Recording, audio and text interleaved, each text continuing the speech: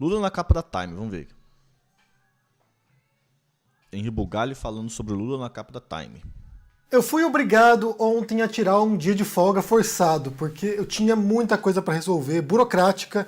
As últimas semanas foi resolvendo pepino burocrático, então assim, órgão público e banco só abre de manhã aqui, e aí é o horário que eu gravo os vídeos e depois complica tudo, né? Depois eu tenho que, sabe, cuidar do meu filho aqui, buscar na escola, e tem um monte de coisa para resolver. Então ontem acabou não dando para gravar o vídeo.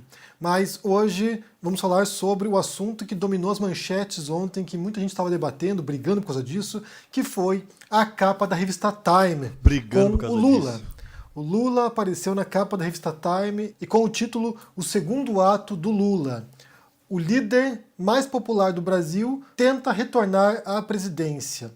E é uma reportagem, uma entrevista, na verdade, bastante longa, com vários tópicos abordados e alguns pontos em particular ali chamaram a atenção das pessoas e geraram polêmica. Eu quero falar sobre esse tema hoje, mas antes de começarmos, já curta esse vídeo, deixa aqui embaixo no comentário dando um bom dia, como é que você está por aí, se inscreva no canal e ative o sininho para receber notificações de vídeos novos, isso é muito importante para poder impulsionar os vídeos aqui no canal. E também, só por hoje, dia 5 de maio, estamos reabrindo de maneira extraordinária a matrícula para a segunda turma do curso Como Vencer um Debate Tendo Razão. O pessoal tem curso, né, velho?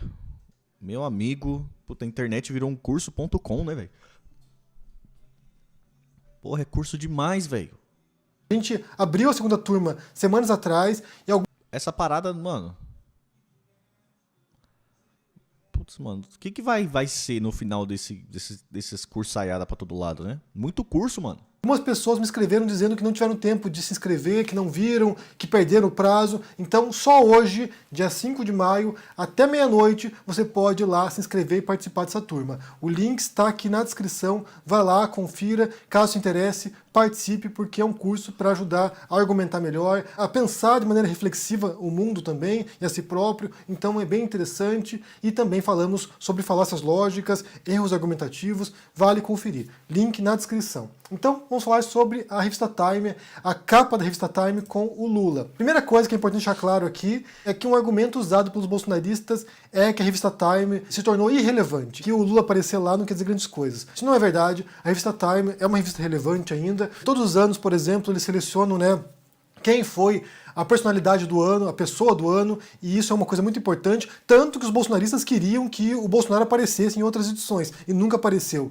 Então, é relevante, sim, é importante, e esse destaque para o Lula demonstra como o mundo está observando agora o cenário político brasileiro, as eleições no Brasil, e como isso pode impactar no subcontinente americano e no mundo também, né? A gente falou várias vezes sobre isso aqui já, sobre como as ideias e os ideais políticos, as ideologias, elas se espalham quase por contágio. Se por acaso se reelege o Bolsonaro, extremista de direita, isso vai gerar ondas de repercussão, isso vai reverberar pelo mundo, ou o Trump, por exemplo, caso ele venha a vencer uma próxima eleição dos Estados Unidos, isso vai mandar ondas de choque pelo mundo. No caso da França, né, que agora venceu o Macron, mas se fosse a Marine Le Pen, isso geraria reverberações. Então é claro que o mundo observa o Brasil com preocupação, porque é o maior país da América Latina e é muito importante. Toma Ed, e toma Ed.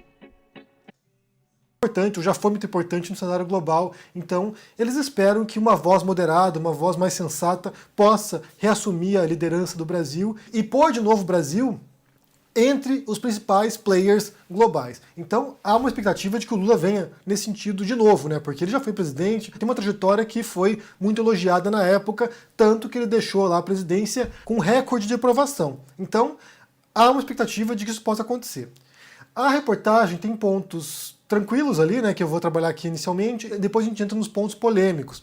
Então, no começo da entrevista, que foi feita pela Ciara Nugent, não sei se é americana, mas acho que é americana, Ciara Nugent, e ela entrevistou o Lula, e ela começa perguntando sobre o desejo dele de retornar à presidência. E aí o Lula bate numa tecla, que será a tecla também usada ao longo da campanha eleitoral, que é a memória dos brasileiros, que é a recordação de como era o Brasil na época da gestão Lula, do PT, e como a vida era boa. E aí isso tem um grande apelo emocional, porque de fato muitas pessoas que eram adultas nesse período se recordam daquele período e comparando com hoje percebe que houve uma degradação da qualidade de vida, do poder de compra, sabe, de muitos aspectos inclusive. Então essa memória emotiva do Lula pode sim angariar muitos votos e muita gente está ansiosa, esperançosa com o novo governo Lula por causa da memória do passado. É claro que, logicamente, né, argumentativamente, isso não é um forte argumento. Porque pensemos, por exemplo, num time de futebol. Esse time de futebol ganhou uma partida. O fato de ter ganhado uma partida não quer dizer que na próxima partida ele vai jogar bem e vai ganhar.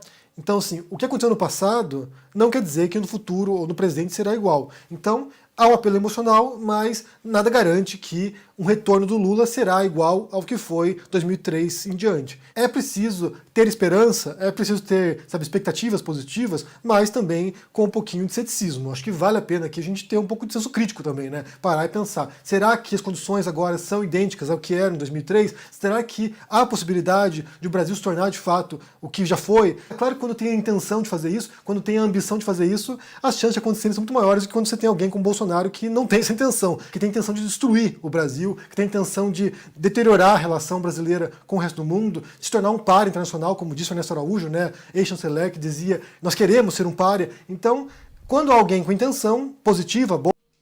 Eu fico um pouco estupefato, assim, com como que a galera, assim, sempre que vai falar do Lula, ele sempre coloca lá o antagonismo no Bolsonaro, sabe? Mesmo a mesma galera que prega sensatez, que prega uma racionalidade sobre as coisas, faz isso. E aí eu não sei se é de uma forma mal intencionada ou se é de uma forma involuntária, sabe? Sempre colocar o Bolsonaro como antagonismo, como se a gente escolher o Lula fosse necessário para derrotar esse Bolsonaro, intrinsecamente, tá ligado? Coloca essa primícia falsa no meio da jogada, sabe? Quando é falsa, sabe? As pesquisas também fazem isso, sabe, gente? Não se engane, cara. Pesquisa feita a esse tempo da eleição, e faz tempo que tá tendo pesquisa aí, financiada por um dinheiro, sabe lá de quem? Sabe de quem que é os dinheiro, né? De banqueiro, né? Só tem esse interesse, cara. Colocar a população dentro de um curral. É isso, assim, sabe? Igual gado, assim, colocar dentro do curral, vocês só podem ir pra aí, ok? Boa, e de incluir outras classes também, outros segmentos sociais que são marginalizados, que são, sabe, relegados do plano, é claro que isso aumenta exponencialmente as chances de levar nesse sentido. É importante ter esperança, mas com uma dose de crítica, né? Não dá pra virar fã de político perdendo a noção da realidade também. Mas esse vai ser o tom da campanha do Lula. Vai ser da recordação de tempos bons do Brasil, Make Brazil Great Again, vai ser de tempos bons do Brasil, quando ele foi presidente, e isso certamente vai falar com muita gente. Que é isso aí Só que para ele citar aqui um trechinho da entrevista, né, ele diz o seguinte, olha, o que eu estou vendo 12 anos depois que ele deixou a presidência é que tudo aquilo que foi política para beneficiar o povo pobre, todas as políticas de inclusão social, o que nós fizemos para melhorar a qualidade das universidades, das escolas técnicas, melhorar a qualidade do salário, melhorar a qualidade do emprego, tudo isso foi destruído, desmontado. Daí ele prossegue mais... Foi destruído por quê? Porque não colocou... Não fez reformas profundas, constitucionais, não fez reformas que mudassem, né, realmente a vida do brasileiro. Aliás, teve uma reforma que fez, que foi estrutural e essa tá aí até hoje. Vou mostrar pra vocês aqui, ó. Com certeza vocês devem lembrar aí, deve ter relações com essa reforma estrutural aí, né? Essa aqui, ó. Essa aqui foi a reforma estrutural que o PT fez no Brasil aí, ó. É o legado do PT que dura até hoje, né? Boa, essa reforma foi boa. A famosa tomada de 3 pinos. Brasileirinho brincando de Tetris todo santo dia aí nas suas casas. Mas bora lá. Adiante. Há uma expectativa de que eu volte a presidir o país porque as pessoas têm boas lembranças do tempo em que eu fui presidente. As pessoas trabalhavam, as pessoas tinham aumento de salário, os reajustes salariais eram acima da inflação. Então eu penso que as pessoas têm saudades disso e as pessoas querem isso melhorado. Então, como eu falei, o apelo vai ser com base, sabe, no histórico, né? Olha só, eu fui presidente, as coisas foram boas, então votem em mim porque eu posso retornar esse momento aqui e transformar as coisas para algo melhor. Se vai funcionar isso aqui, eu acho que pode funcionar sim. Eu acho que esse apelo vai pegar muita gente. Um ponto que também parece evidente aqui é quando ele é perguntado sobre o petróleo. Ah, vai, jura que você acha que vai pegar. Sobre mudanças de matriz energética, né? De que há propostas ou ideais de mudar drasticamente de petróleo. Queima de escola. Pô, R$ 2.300 uma cadeira. Petróleo para outras formas de energia, e o que o Lula diz aqui é basicamente realista, né? Que não tem como fazer isso do dia para a noite. Toda uma economia global baseada na exploração do petróleo, então isso não vai acontecer subitamente. É preciso gradualmente levar até uma transformação. É claro que nesse meio tempo, né, a gente tem as mudanças climáticas, a gente já passou do ponto de retorno, então certamente a questão ambiental vai se tornar, sabe, gritante nos próximos anos, nas próximas décadas, e muitos de nós veremos consequências drásticas das mudanças climáticas, mesmo com as boas intenções de mudanças de matriz energética. Inclusive a questão climática, ela vai se tornar a principal questão nas próximas décadas, porque a gente fala aqui da espécie humana, né? A gente está falando de mudanças tão drásticas que vai afetar a possibilidade nossa de existir nesse planeta. E depois a gente entra na questão que foi o que todo mundo debateu ontem e que foi a questão realmente polêmica quando entram no tema da guerra da Rússia contra a Ucrânia. Daí o Lula, sinceramente, escorrega legal na casca de banana, é jogada a armadilha para ele e ele cai na armadilha, e isso pegou muito mal. Isso pegou muito mal no Brasil, na imprensa brasileira. É jogado a armadilha para ele. E ele cai com uma casca de banana, como, né? Como se ele fosse a vítima na entrevista, né? Mas, caraca, que bagulho sinistro, né, velho? É jogada a armadilha pra ele e ele cai como uma casca de banana. Tipo, caramba, né? Tipo um animal na selva, assim, né? Vai lá um caçador e joga uma armadilha e o pobre do animal cai, né? Não tem esse quê nessa fala? Meu amigo. Que repercutiu isso de maneira exaustiva, mas fora também. Eu procurei algumas reportagens gringas sobre esse assunto e, no geral, não tem muitas, mas no geral o tom é de surpresa, é de um pouco de repúdio, um pouco de incredulidade. Por exemplo, eu vi na Bloomberg uma reportagem nesse sentido, eu vi no jornal Al Arabiya, eu vi no Euro 24 Horas e eu vi alguns jornais latinos também falando sobre esse assunto, porque o que o Lula fala aqui, e é o Então, depois vamos pesquisar onde que vem esse termo latino. Por que a gente chama de latino? Ponto problemático é sobre a responsabilidade da guerra, sobre a culpa da guerra. E eu vou ler um trechinho aqui que é o trecho que realmente chocou as pessoas. Então ele diz o seguinte: esse cara é o Zelensky, é o presidente da Ucrânia, é tão responsável pela guerra quanto o Putin. Ele é tão responsável quanto o Putin, repete aqui, né? Porque numa guerra não tem apenas um culpado. O Saddam Hussein era tão culpado quanto o Bush, porque o Saddam Hussein poderia ter dito: pode vir aqui visitar e eu vou provar que não tenho armas. Ele ficou mentindo para o seu povo. Agora, esse presidente da Ucrânia poderia ter dito: olha, vamos deixar para discutir esse negócio da OTAN e esse negócio da Europa mais para frente. Vamos primeiro conversar um pouco mais. Então aqui o Lula que ele diz é que, textualmente, o Zelensky, o presidente da Ucrânia, é tão responsável pela guerra quanto o Putin. E isso pegou muito mal. Isso pegou muito mal porque não é verdade. Primeiro que não é verdade. Não é verdade porque quem invadiu o país do outro, né, quem está lá com as tropas no outro país, quem está atacando os outros países, quem começou essa guerra foi o Putin. Então, assim, o responsável pela guerra, o responsável pela invasão é o Putin, não é o Zelensky. É o Putin. O argumento do Lula aqui, ele é muito complicado porque ele legitima coisas absurdas. Ele legitima situações que são calamitosas. Ele mencionou o caso do Saddam Hussein aqui e, sinceramente, tem alguém no mundo que realmente acredita que os americanos invadiram o Iraque por causa de armas de destruição em massa? Não é isso. Vocês sabem que não é isso. Vocês sabem que isso aqui é só o pretexto da invasão. Do mesmo modo como o caso da Rússia agora, do Putin invadir a Ucrânia e dizer que é por causa da OTAN, isso é o pretexto para a guerra. Isso não é a causa da guerra. Isso aqui é a desculpa que o Putin dá para legitimar a invasão de outro país, porque as causas são outras. Do mesmo modo como a Primeira Guerra Mundial. A Primeira Guerra Mundial, gente, a causa da guerra não foi o assassinato do arquiduque Franz Ferdinand. Não foi isso a causa da guerra. Esse foi o estopim da guerra. Esse foi o ponto no qual agora sim a guerra começa. Agora sim tem um motivo para a guerra começar. Porque havia outras razões, outros mecanismos subjacentes, anteriores a isso, que levam a essa guerra de potências imperialistas. Então, por exemplo, a Segunda Guerra Mundial. Essa palavra é bonita, né? Subjacentes. Vou usar ela. Vou usar ela no meu vocabulário. A causa da guerra não foi a invasão da Alemanha na Polônia. Não foi isso que causou a guerra. As causas são outras. São muitas outras razões por trás da motivação bélica do Hitler.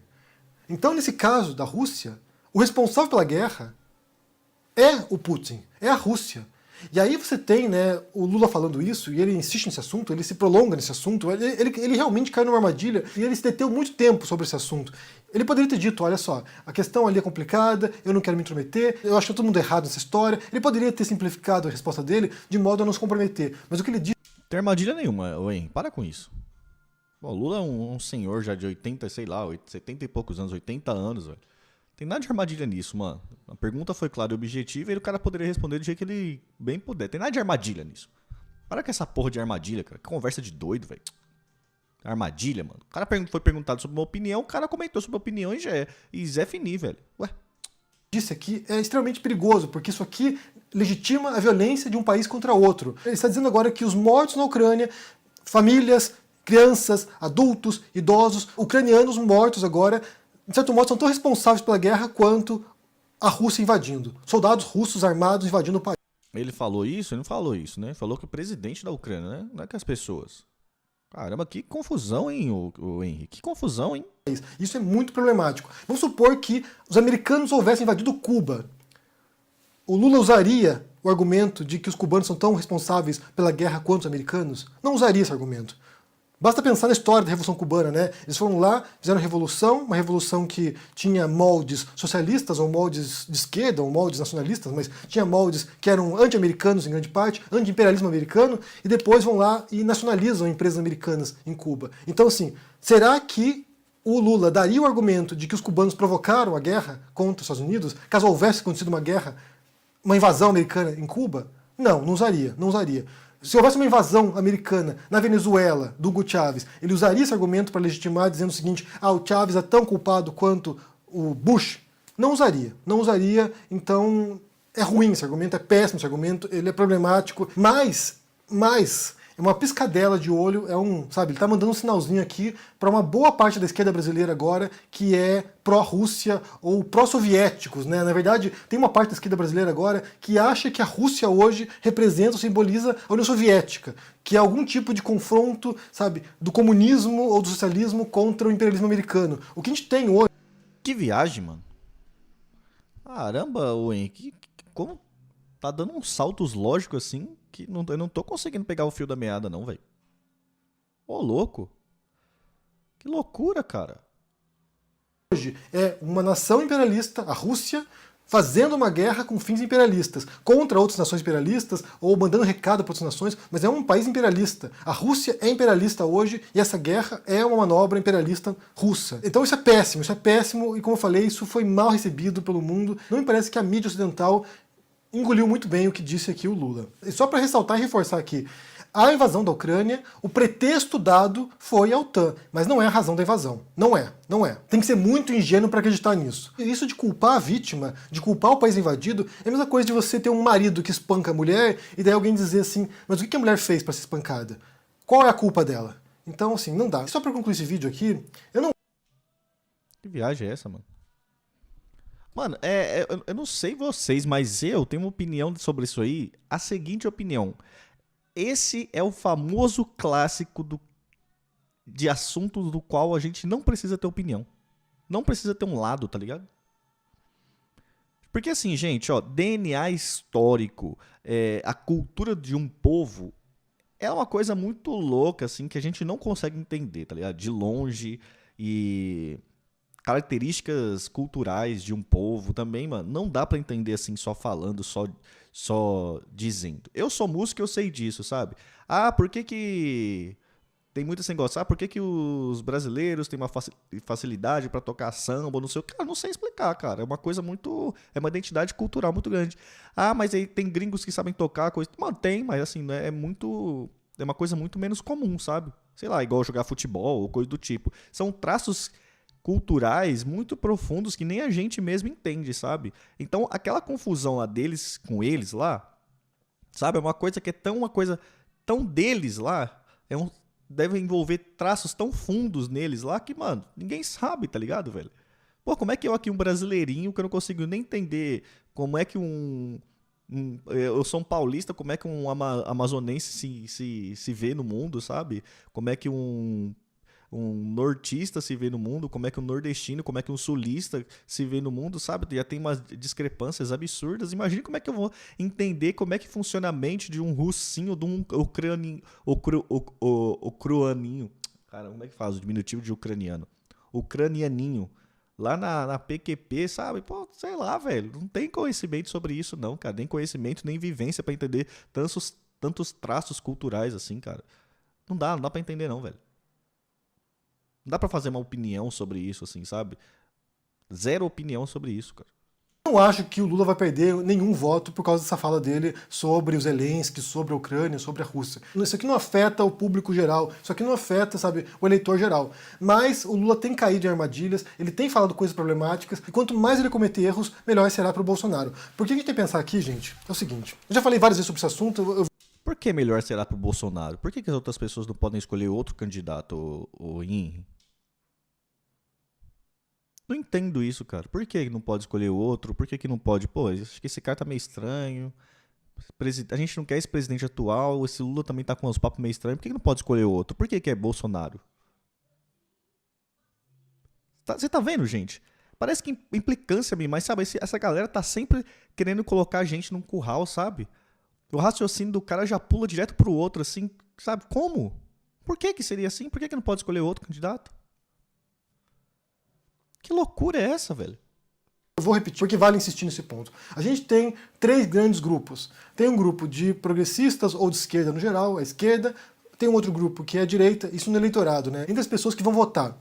Há um segmento de esquerda, um segmento de direita, e tem um bloco central, um grupo central de eleitores, que é uma fatia considerável, talvez uns 40% no Brasil, que não tem afinidade ideológica clara. Essas pessoas vão votando, votam às vezes no Lula, votam no Bolsonaro, pessoas que votaram no Lula, votaram no Bolsonaro depois, e agora vão votar no Lula de novo. Então são pessoas que não têm, sabe, partido, não têm um político favorito, são pessoas que vão votando na medida que as coisas vão mudando, com base na circunstância. Baseado em que dado isso aí? Instituto Dataku? Para ganhar a presidência, para vencer uma eleição presidencial, o candidato tem que convencer essa fatia central. Então, sim, o Lula... Por que é central essa fatia? Por que é central? Se a gente fazer um plebiscito, assim, como as pautas econômicas no Brasil, eu acho que dá... Já fizeram, inclusive, a pesquisa, assim. Eu acho que dá uns 86 com... apoia algumas coisas que... algumas atitudes econômicas que são de esquerda. Não tô entendendo. Por que é central? Lula demorou mais de uma década para convencer os brasileiros que ele não... Se você colocar as questões da pauta de costume e coisa e tal, eu acho que dá uns 60 de direita, que são pautas mais identificadas com a direita. Então, onde que... Não entendi essa parte central aí, cara. Não era um extremista, que ele era moderado, que ele podia governar não apenas para os trabalhadores metalúrgicos, mas também para outros trabalhadores, para a classe média brasileira. Ele demorou mais de uma década para tentar convencer a população brasileira. E mesmo assim havia reação, mas ele teve que mostrar que ele era moderado. Então ele... Ixi, toma Ed. Toma Ed. Ele precisa do voto desse moderado. Ele precisa do voto dessas pessoas que não têm filiação partidária, que não são dogmáticos, que não são sectários, que não são, sabe, politizados muitas vezes. Ele precisa conquistar esse voto. E ele tem que parar de errar para isso. Quanto mais ele errar, mais as pessoas vão olhar para o Lula, esse cara aqui talvez não seja o que eu pensava. Esse cara aqui talvez seja o extremista que eu imaginava. Então a circunstância agora é muito complicada. E aí, na sua lógica, essas pessoas vão brigar pro Bolsonaro, né? Essa é a lógica do Henry. Você vai ver, vai chegar nesse ponto. Já chegou 2 vezes nesse vídeo, mas vai chegar de novo, olha lá. Porque é um jogo não apenas binário politicamente, né, Lula versus Bolsonaro, mas é um jogo... Olha lá. Falei que ia chegar nesse ponto? Todos, mano. A maioria desses influenciadores... Todos não, né? A maioria desses influenciadores que se conecta com a esquerda, todos eles fazem esse serviço pro Lula, sabe? Todos, mano. Parece que a gente tá eternamente num segundo turno, tá ligado? Ou você precisa escolher o Lula, ou você precisa escolher o Bolsonaro. Eles querem literalmente te colocar num curral. Num curral, assim, sabe? Vocês já viram um gado, assim? O cara que toca o gado leva eles no sentido e coloca eles, assim, na entrada de um curral, assim. Então o gado, ele acha que ele só pode ir pra lá, tá ligado? Assim. Binário. Conceitualmente, as pessoas estão pensando agora nos moldes de fascistas versus comunistas. E aí a gente tem uma disputa que se dá nas redes sociais. Datacu de novo? Da onde você tirou esse dado que as pessoas estão assim? Que as pessoas não estão apenas agora, sabe, dialogando em bolhas, elas estão fechadas as bolhas. Não há mais contato entre um grupo ou outro. Antigamente, você lançava um vídeo aqui no YouTube, você tinha a possibilidade de furar a tua bolha e atingir um outro público. Isso não acontece mais, é muito raro acontecer. Então, hoje em dia, qualquer deslize será explorado, qualquer falha será explorada exaustivamente, e aí isso vai aos poucos respingando nesse bloco central, aí, nesse bloco sem ideologia clara, nesse bloco sem filiação partidária, que vai navegando ao sabor dos ventos. Então o jogo não está ganho. Quem acha que o Lula ganhou já, começa a prestar atenção e perceber que o negócio não está garantido. E nesse ponto é preciso adotar uma postura crítica, de pensar o que é dito e como isso impacta na população em geral, nas demais pessoas, não apenas na sua bolha, não apenas no seu grupo. Ó, Henri, não sei, acho que você tá muito tempo longe do Brasil que você não faz a mínima ideia de como é que tá o povo brasileiro, tá ligado, mano? Na moral, você pega aqui o WhatsApp, entra em qualquer grupo, assim, ó, grupo de família, grupo de amigos, coisa e tal. Brasileiro, de modo geral, tá 0% preocupado com eleição. Zero. O negócio tá tão difícil que a gente tá fazendo o corre de hoje, que é de coisa de BO do mês passado, tá ligado? Então o brasileirinho tá vivendo desse jeito, tá zero preocupado com político, zero preocupado com eleição. Aí separa uma pessoa na rua, que esses pesquisas ficam fazendo direto, a pessoa na rua, as pessoas vão lembrar automaticamente dos mais famosos, tá ligado? Os mais famosos hoje são o Ciro e o Bolsonaro e o Lula. Então calma, meu amigo, calma. Vai chegar a eleição ainda, vai chegar a hora que todo mundo vai ter que parar e começar a pensar em política, começar a pensar em... Calma, velho, calma. Vai ter. A maioria não quer Bolsonaro. O brasileirinho médio não aguenta nem mais ver a cara do Bolsonaro. Antigamente você ia no churrasco de família, você encontrava 2, 3, 4, 5 doidos lá que era bolsominion, coisa e tal. Hoje em dia, pra você encontrar um, tá a coisa mais difícil. E antipetismo também é que come solto, velho. O pessoal não se agrada muito com PT. Tanto é a prova disso que ontem foi o último dia pra tirar título de eleitor, teve um recorde em 2 milhões. O pessoal tá deixando tudo pra última hora, velho. Porque o negócio aqui tá feio, tá brabo. Então calma, meu amigo, calma.